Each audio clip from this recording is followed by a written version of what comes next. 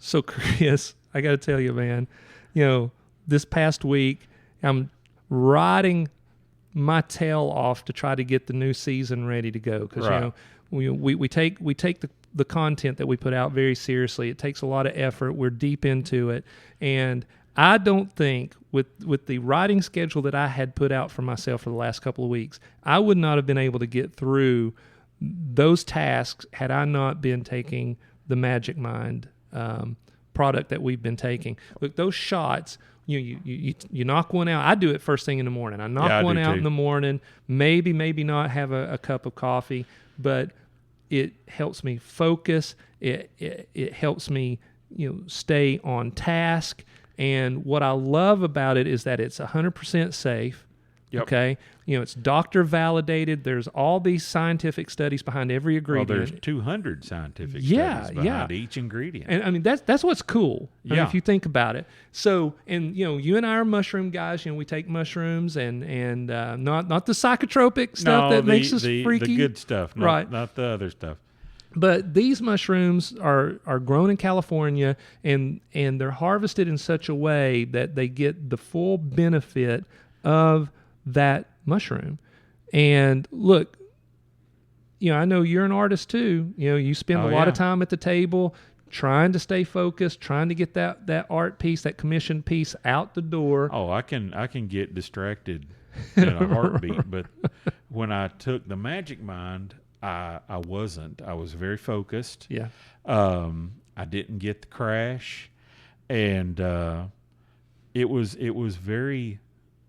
nice. Yeah. To just I was very productive. Yeah. It was very nice. And the thing is, we've partnered with them, and if you click on the link in our show notes, you get 45% off Magic Mind. Right. And the other thing is, if you ain't feeling it, they're going to give you a 100% refund. Yeah. Right. And who else does that? Right. No questions asked. You just let them I tried it. It wasn't for me. But I'm telling you, nobody that I've talked to, we know some other folks in the business, in the podcasting world that have started using Magic Mind as well. And they all say the same thing. Yeah. So, and, and like I said, me, I don't do the energy drinks. I don't do any of that stuff. But Magic Mind worked for me. Good. All right. Well, I'm glad that we're partnering with them. So again, just to kind of reiterate what you said a moment ago. If for those of you who are listening, we'll put the link in the show notes. Click on it, you get 45% off the Magic Mind bundle. Yep. All right, man. Let's get to it. See ya.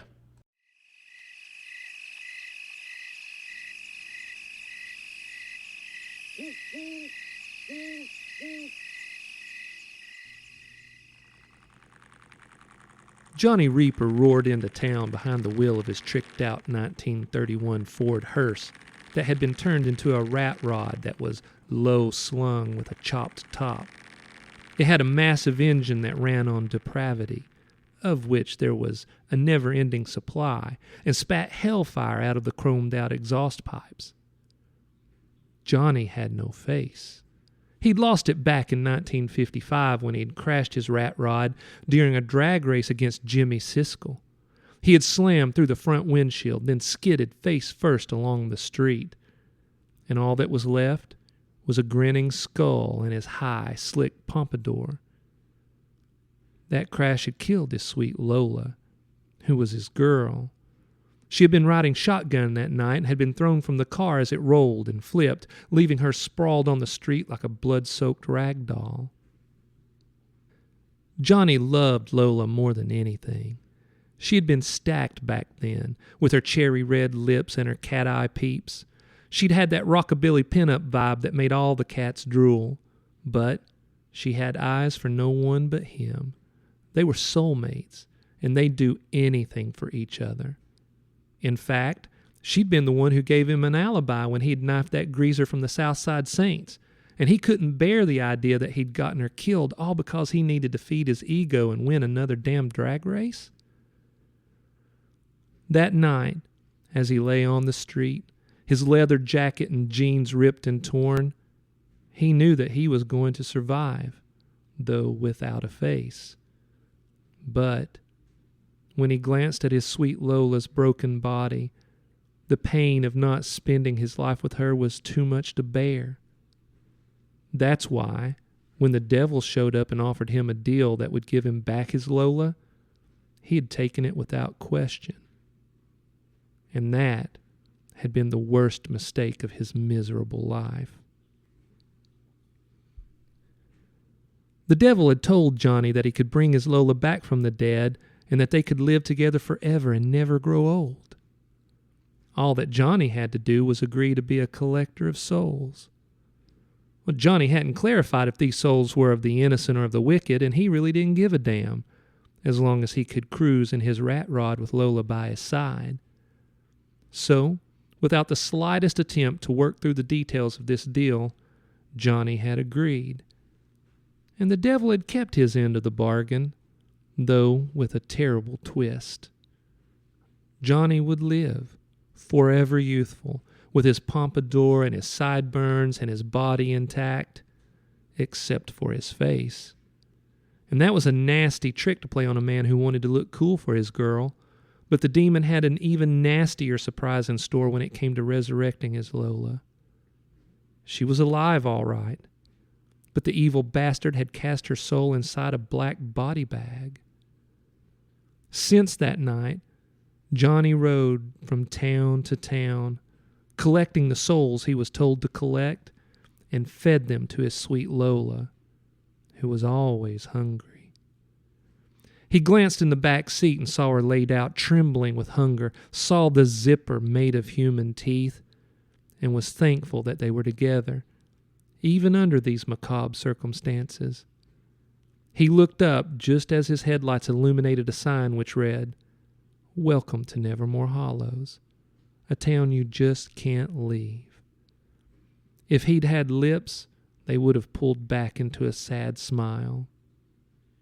Soon, baby girl. Soon. We're almost there.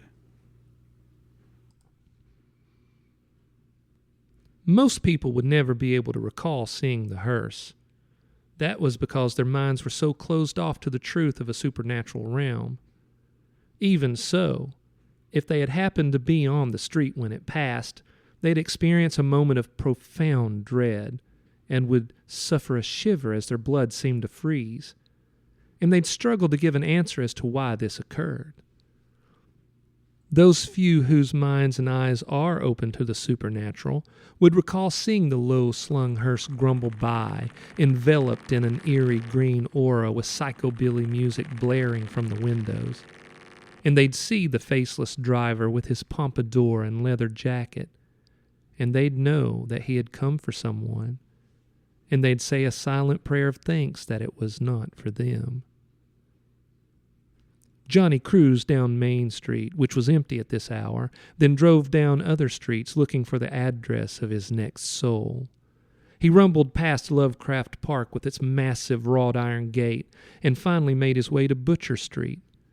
At the end of the cul-de-sac was a large craftsman that belonged to one of Nevermore Hollow's most successful men.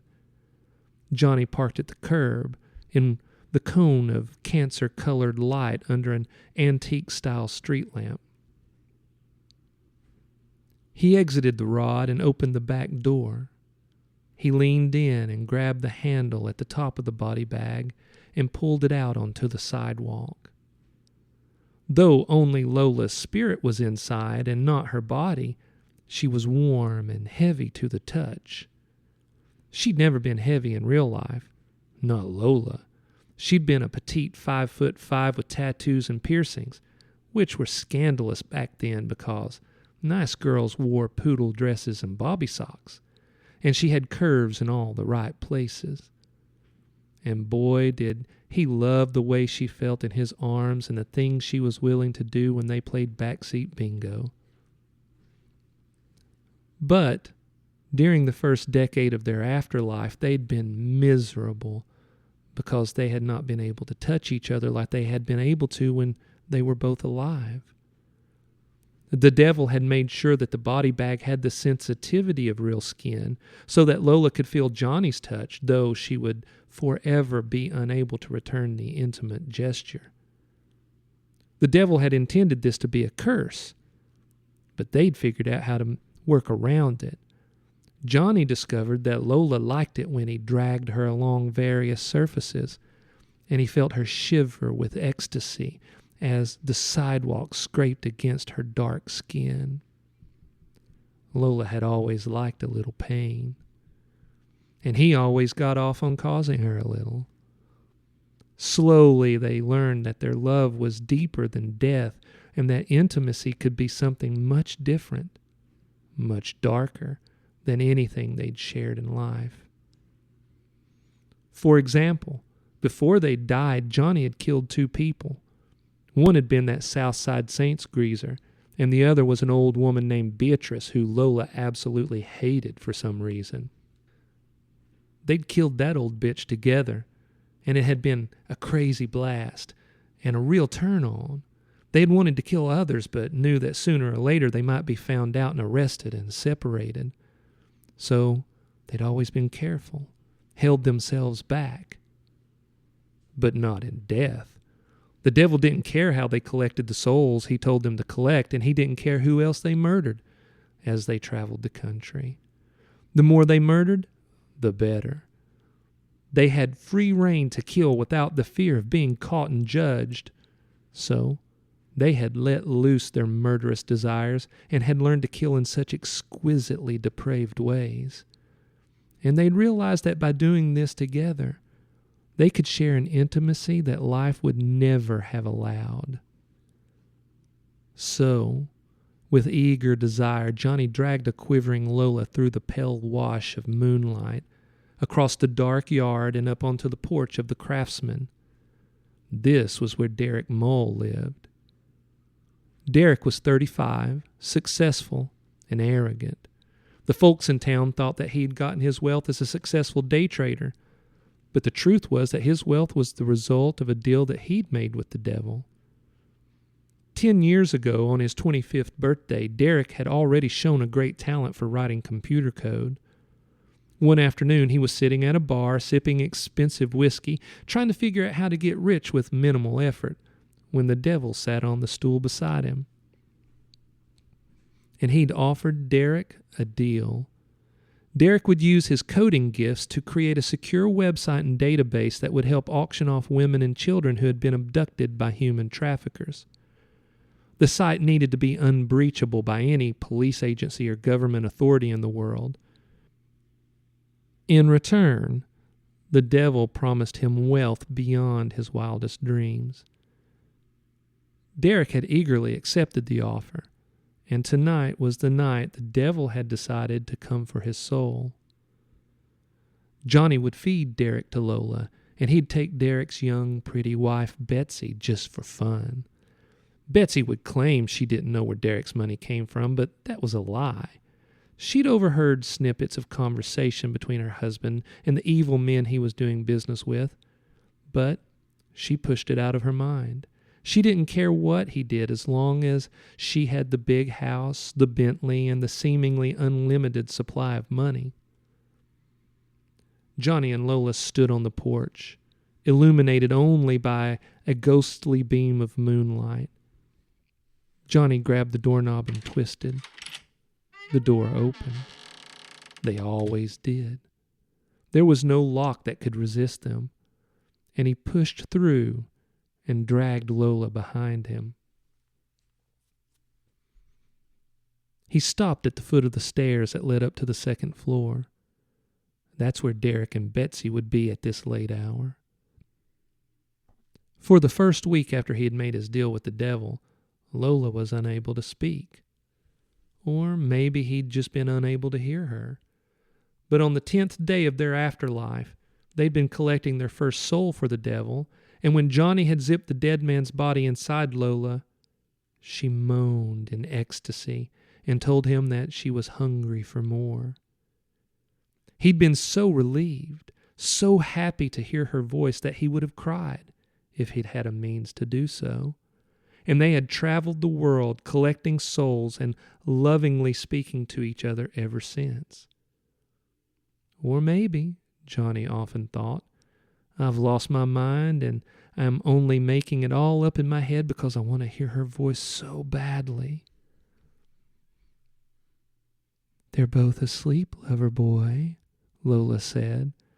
Her voice was still as throaty and sexy as it ever was when she was alive. Yeah, I figured. Johnny knew Lola could sense things that he couldn't, like which room the moles were in. But again, he often caught himself wondering if he was really the one who could sense these things, and through his psychosis, he chose to think it was Lola who had the ability. But they aren't in the same room, Lola whispered. I guess Betsy's old man can't rev her engine anymore. Johnny thought that maybe it was that way for both Betsy and Derek. Money is what pumped their pistons, not love for one another. And maybe Derek got his rocks off to something a bit darker, considering his line of work. Ain't none of our concern, baby girl. He started up the steps, pulling Lola along behind him, when the light in the hallway blinked on. Derek came padding down the hallway, wearing silk pajamas. Even though it was well past midnight, he had not yet fallen asleep, as he had been sitting in bed, scrolling a website, trying to decide if he should buy another Rolex. He already had 4, but recently had found out that one of the United States senators that he was friends with had just bought another, and he had to make sure that he kept up his own materialistic appearances. He stopped short when he reached the head of the stairs. He glanced down at Johnny and Lola, who stood about halfway up. He took in Johnny's 1950s greaser clothing, pompadour hairdo that framed his leering skull, and the fact that he was dragging a body bag with a zipper made of human teeth. He then rubbed his eyes and opened them again, as if trying to wake himself from a nightmare. When it was clear that Johnny was real, Derek became indignant at the intrusion. What the hell are you doing in my house? And is that some kind of mask? This ain't no mask, Daddy-O. It's all real. Derek noticed that Johnny's jaw moved, and words came out even though he had no lips with which to enunciate. And while it didn't make any sense, Derek knew that it was not a mask. It was real. His acceptance did not take a giant leap of logic because he already knew that the devil was real and that he made deals with humans. If the devil was real, then so were other supernatural creatures.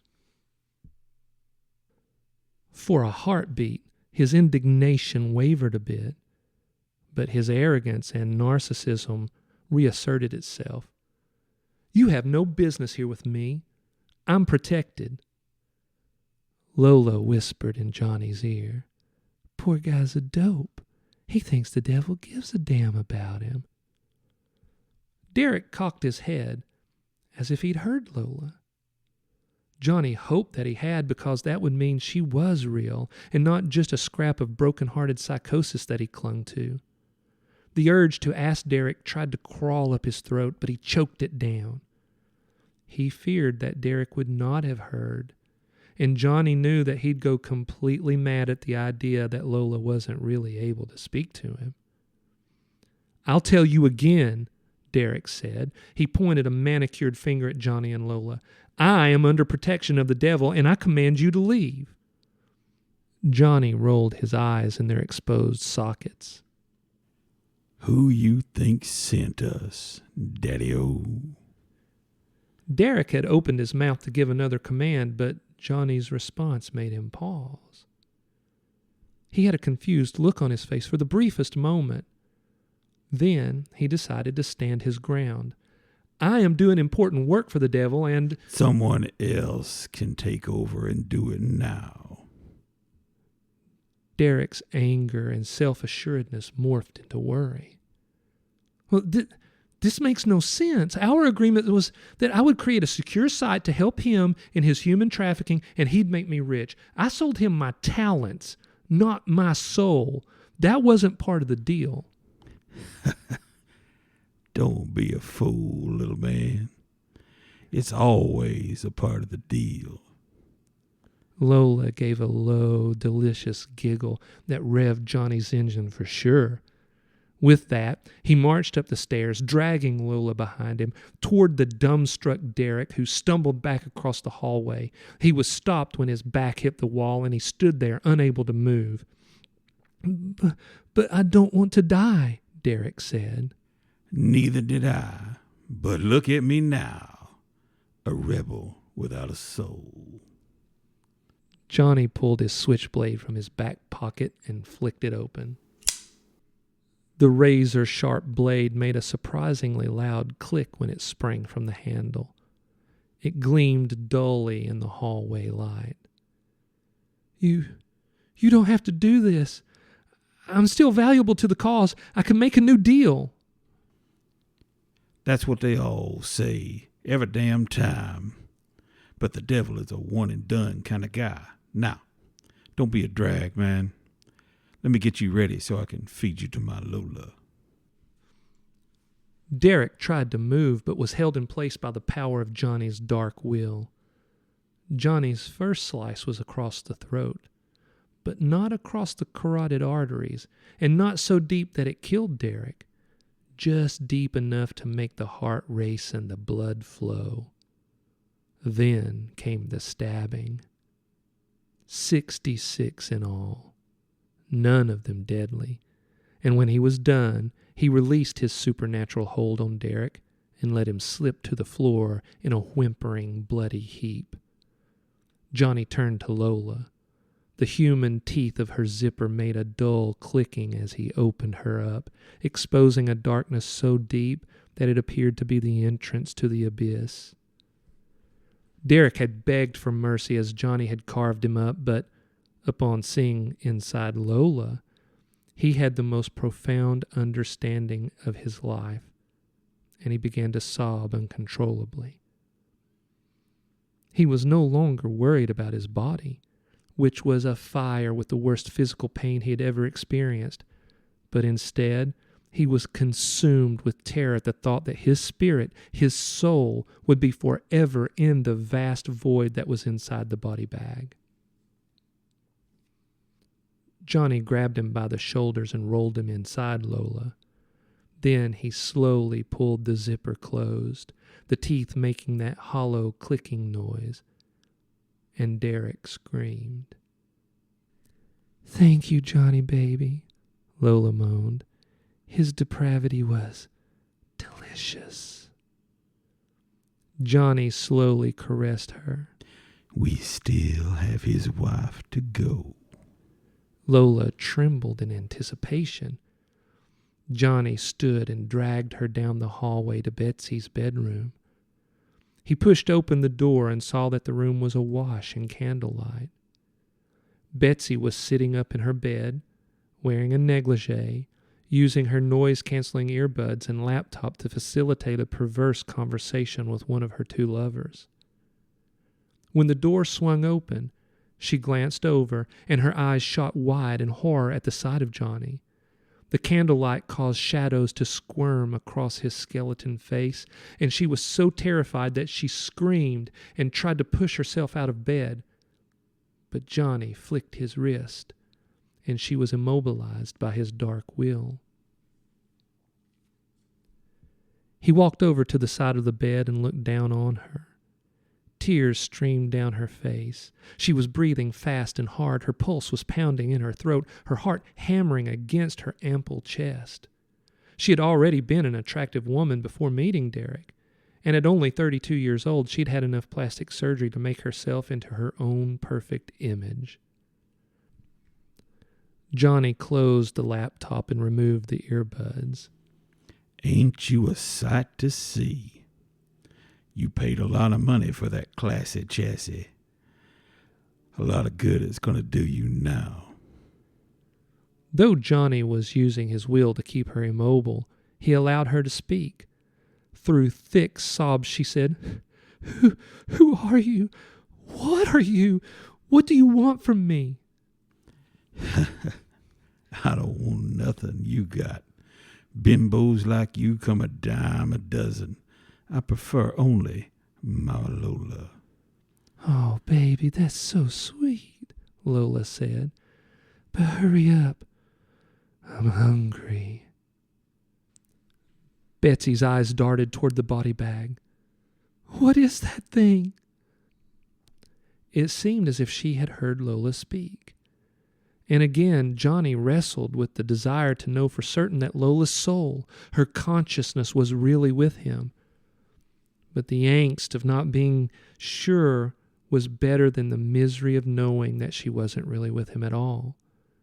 So he didn't ask the terrified woman. This here is Lola, and we've come to collect your soul. No, that can't be right. Why? Johnny rolled his eyes. It was a gruesome sight. Come on now.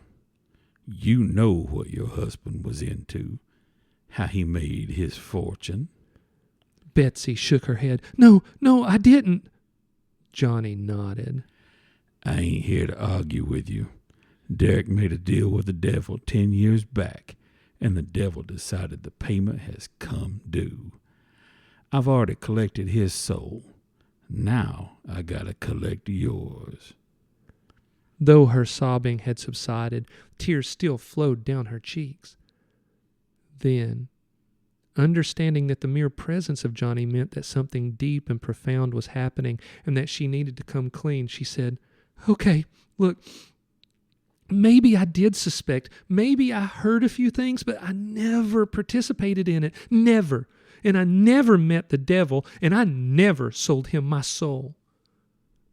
Johnny would have grinned if he'd had a face. You could have stopped your husband, but you didn't. You knowingly chose to wallow in tarnished wealth gained by wicked means. So, baby, the devil didn't need to buy your soul. You gave it away for free. Johnny flicked open his switchblade, then went to work deconstructing Betsy's carefully crafted image. When he was done removing her face, he tossed it aside and carefully placed Lola beside her on the bed. He opened Lola up and zipped Betsy inside. Betsy did not scream because her mind had snapped, but that was okay. Lola didn't mind if they'd gone crazy or remained sane, as long as she got to feed. That was so good, baby, Lola whispered. Where to next? Johnny considered his response for a moment, quietly listening for instructions from his evil boss. After a moment, he said, Well, baby girl, the devil says we stay here. There's something special about this town. It's full of goodness and light, but it's also got a special kind of rot. There's a lot of wicked souls here, enough to feed you for a long time, and for me to have a lot of fun. Oh, I like that, Johnny baby. I like it a lot. Johnny was pleased. He dragged Lola down the stairs, across the yard, and put her in the back of the hearse, which sat glowing in a putrid green aura under the streetlight. Then he started the engine. It grumbled to life, and music blared from the stereo. It was one of his favorites, a song by the Cramps titled Human Fly. I say we take a ride and see what kind of hell we can raise. He put the rod in gear, pulled away from the curb, and cruised the town of Nevermore Hollows, looking for souls that he could feed to his sweet Lola.